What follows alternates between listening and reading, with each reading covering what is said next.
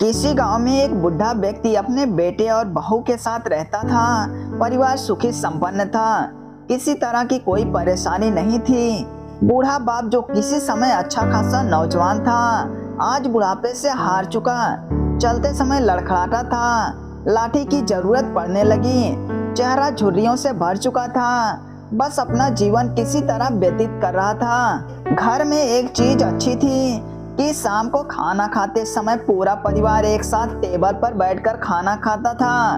एक दिन ऐसे ही शाम को जब सारे लोग खाना खाने बैठे, बेटा ऑफिस से आया था। भूख ज्यादा लगी थी तो जल्दी से खाना खाने बैठ गया और साथ में बहू और उसका एक बेटा भी खाने लगे। बूढ़े बाप जैसे ही थाली उठाने की कोशिश किए, वैसे थाली हाथ से छूट गई।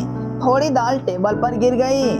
बहू बेटे ने घृणा दृष्टि से पिता की ओर देखा और फिर से अपना खाना खाने में लग गए।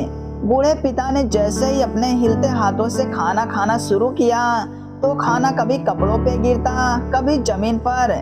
बहू चिढ़ते हुए कहा, हे राम, कितनी गंदी तरह से खाते हैं। मन करता है इनकी थाली किसी अलग कोने में लगवा दें। बेटे ने भी ऐसे सिर हिलाया जैसे पत्नी की बात से वह सहमत हो। उनका बेटा यह सब मासूमियत से देख रहा था। अगले दिन पिता की थाली उस टेबल से हटाकर एक कोने में लगवा दी गई। पिता की डबडबाती आंखें सब कुछ देखते हुए भी कुछ बोल नहीं पा रही थी। बूढ़ा पिता रोज की तरह खाना खाने लगा। खाना कभी इधर गिरता, कभी उधर। छोटा बच्चा अपना खाना छोड़कर लगातार अपने दादा की तरफ देख रहा था। माँ ने पूछा, क्या हुआ बेटे, तुम दादा की तरफ क्या देख रहे हो और खाना क्यों नहीं खा रहे हो? बच्चा बड़ी मासूमियत से बोला, माँ, मैं सीख रहा हूँ कि वृद्धों के साथ कैसा व्यवहार किया जाता है। जब मैं बड़ा हो जाऊंगा और आप लोग बूढ़े हो जाओगे तो मैं भी आपको इसी तरह कोने में खाना खिलाया करूंगा। बच्चे के मुंह से ऐसी बातें सुनकर बहू और बेटे दोनों कांप उठे।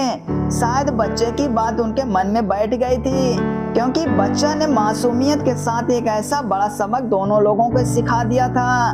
बेटे ने जल्दी से आगे बढ़कर पिता को उठाया और वापस टेबल पर खाने के लिए बिठाया और बहू भी भागकर पानी का गिलास लेकर आई ताकि पिताजी को कोई तकलीफ ना हो। शिक्षा, माँ बाप इस दुनिया की सबसे बड़ी पूंजी है। आप समाज में कितनी भी इज्जत कमा लें या कितना भी धन इकट्ठा कर लें, लेकिन माँ बाप से बड़ा धन इस दुनिया में कोई नहीं है।